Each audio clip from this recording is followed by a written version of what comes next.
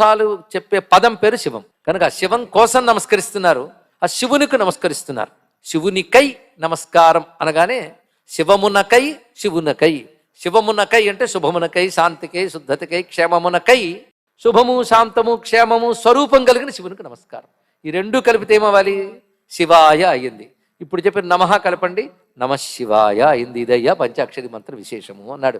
ఇది తెలిస్తే అది తప్ప ఏమీ అక్కర్లేదు అనిపించిందా లేదా? అందుకే ఏ స్వరూపది శివా రుద్రస్య భేషజి, రుద్రుని యొక్క శివ మంగళకరమైన స్వరూపం ఏదైతే ఉన్నదో అది భేషజి, ఔషధ స్వరూపం.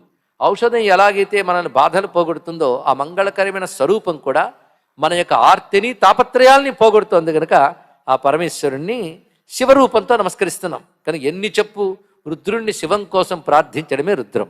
ఘోర అఘోర రూపములతో ఉన్న పరమేశ్వరుణ్ణి శివమునియవయ్యా అని అడుగుతున్నాం.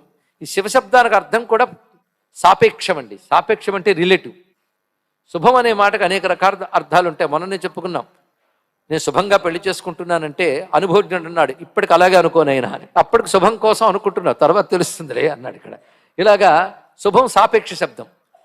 శుభం అంటే ఏమిటని అడిగితే మాత్రం వివేకవంతుడు శాస్త్రజ్ఞుడు అయిన మేధావి మాత్రం ఒకటే అంటాడు, శివం అంటే శుభం అంటే కేవలం పరమాత్మయే శుభం, అది పొందడమే శుభం. మోక్షానికి మరొక పేరు శుభం. అది ఎవరి నిర్వచనం? సామాన్యుడి నిర్వచనమా? కాదు, శాస్త్రం తెలిసిన వాడి నిర్వచనం.